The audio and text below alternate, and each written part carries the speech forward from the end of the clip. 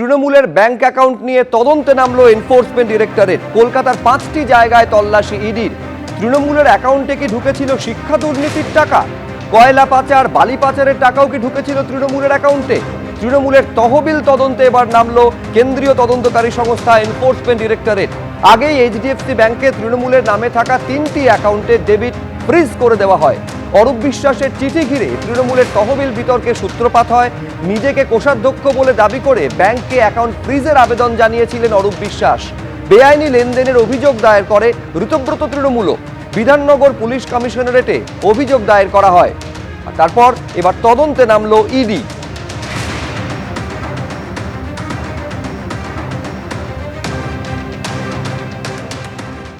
আপনি প্রথম এটা নিয়ে ব্যাংককে জানিয়েছিলেন এটা ফ্রিজ করার জন্য, এরপর বিধাননগর সাইবার পিএস এবং তারপর এনফোর্সমেন্ট ডিরেক্টরেট টাকার উৎস নিয়ে প্রশ্ন উঠছে। আমি এই বিষয়ে কিছু জানি না। আমি তো জানেন এখানেই ছিলাম, বিধাননগরেই ছিলাম। আমি না জেনে কোনো মন্তব্য করব। তাহলে একাধিক তল্লাশিও করা হচ্ছে। আমি না জেনে কি করে বলবো? তুমি তো জেনে, আমি 10টা তো ঢুকেছি তোমাদের সামনেই, এখন বেরোলাম। হ্যাঁ বল। এই ফান্ডের ক্ষেত্রে বলা হচ্ছে একাধিক যে নেতা তারা বিভিন্ন জায়গায় ট্রাভেল করতো, সেখানে হোটেল বুকিং, ফ্লাইটের টিকিট বুকিং সমস্ত কিছু করা হচ্ছে। সেটা আমি কি করে বলবো? না দেখে না জেনে কিছু মন্তব্য করব। আপনিও তো একটা পদেও ছিলেন, দেখতেন, তাহলে আপনি এটুকু শুধু বলুন যে কি কারণে আপনি ব্যাংককে জানালেন। আমি এইটা বিষয়ে পরে মন্তব্য করব। বারুইপুরে নাবালিকাকে ধর্ষণ খুনের ঘটনা রেশ কাটতে না কাটতে এবার সেই বারুইপুরেই এবার নাবালককে নৃশংসভাবে খুনের ঘটনা ঘটল। এই ঘটনায় 5 জনকে আটক করা হয়েছে। বারুইপুর এসপি অফিসে নিহতের পরিবারের সঙ্গে কথা বলেছেন মুখ্যমন্ত্রী। ফুটবল খেলায় ঝামেলা, নাবালককে কুপিয়ে খুন করা হয়েছে, পরিকল্পনা মাফিক খুন করা হয়েছে বলে অভিযোগ নিহত নাবালকের পরিবারের। নাবালককে ডেকে নিয়ে গিয়ে খুন করা হয়েছে বলে অভিযোগ করছে পরিবার। গতকাল বারুইপুর হাসপাতালে পুলিশ ক্যাম্পে ভাঙচুর চালানো হয়। অভিযোগের পর 5 জন অভিযুক্তকে আটক করেছে পুলিশ। দুটো ছবি পাশাপাশি আপনাদের সামনে রেখেছি। একদিকে বারুইপুরে নাবালিকাকে ধর্ষণ করে খুনের ঘটনা ঘটেছে, অন্যদিকে সেই বারুইপুরে নাবালককে খুনের ঘটনা ঘটেছে ফুটবল খেলাকে কেন্দ্র করে।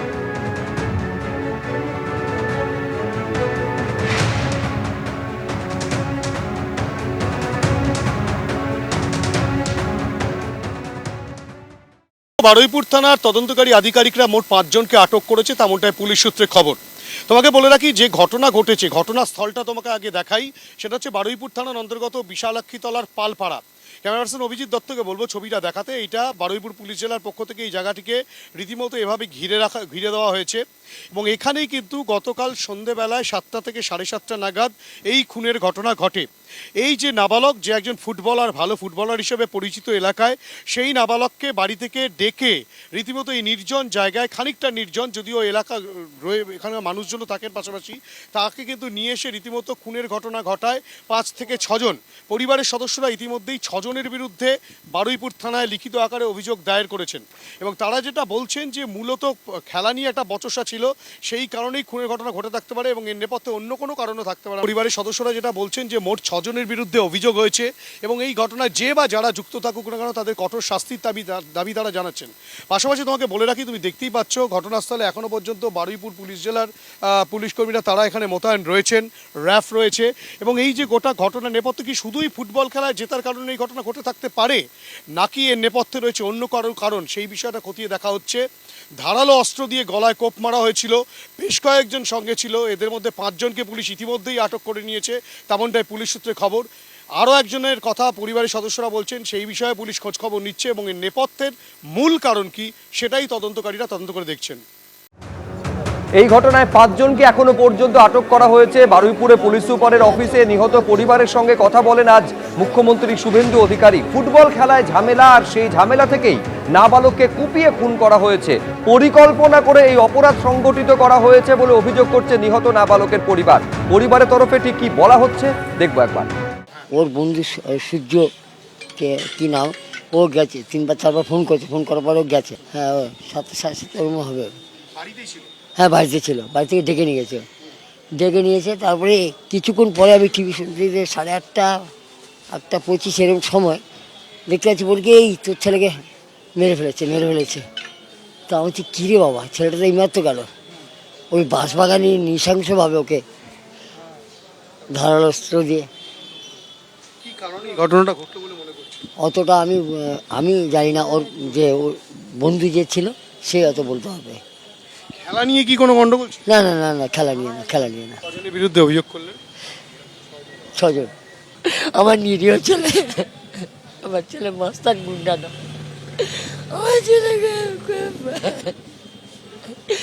বল খেলো, সবাই চেনে ওকে, সবাই ডেকে ডেকে নিয়ে যায় খেলতে। ফুটবল খেলে মানে প্রচুর ম্যাচ খেলে বেড়ান।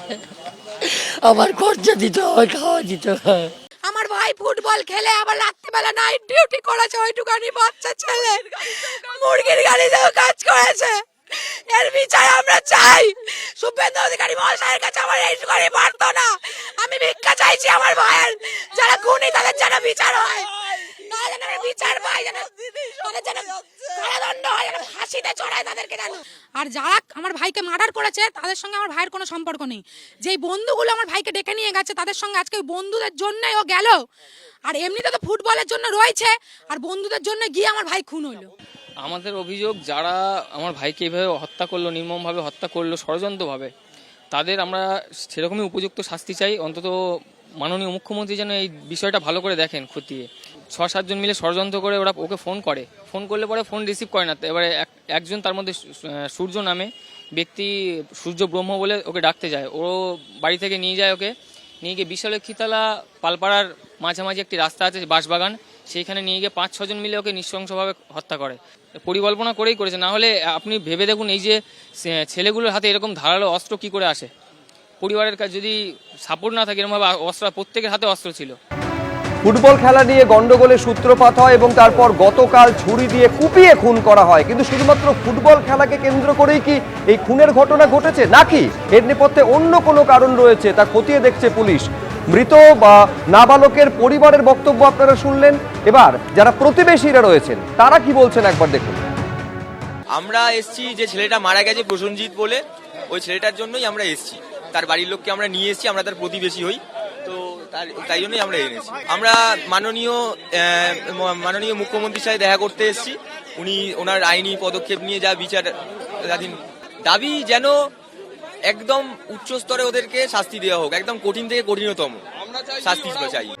ছুরি দিয়ে কুপিয়ে নৃশংসভাবে খুন করা হয়েছে বারুইপুরের নাবালককে। এই ঘটনায় 6 জনের নামে অভিযোগ দায়ের করা হয়েছে, 5 জনকে আটক করেছে পুলিশ।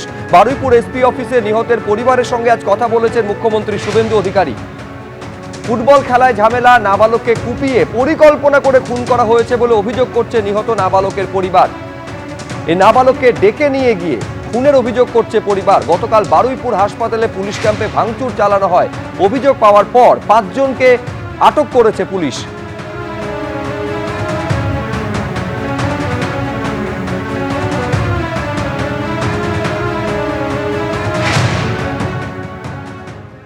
মুখ্যমন্ত্রী আমাকে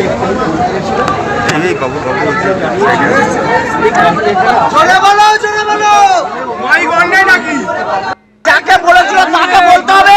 এইভাবে আমাদের এই যে পাবেনটা আজকে পুজো নিতে হবে, কোনো গল্প হবে না, কোনো গল্প হবে না।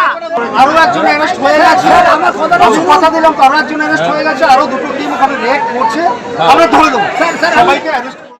ওই একটা ঘটনা ঘটেছে, এখানে একটা টেনশন ছিল, আমরা দেখে দিচ্ছি, এখন সব ঠিক আছে। বাকিটা তদন্ত হবে, তদন্ত হয়ে যা করার দরকার আমরা প্রপার তদন্ত করব, এবং তদন্তের পরে আমরা যা পাবো সেই অনুযায়ী ওদের শাস্তি দেবো। টোটাল 5 জন ইনভলভ ছিল, আমরা 5 জনকে অ্যারেস্ট করে নিয়েছি এবং আমরা তদন্ত করছি, তদন্ত চলছে। এবিপি আনন্দ, এগিয়ে থাকে, এগিয়ে রাখে।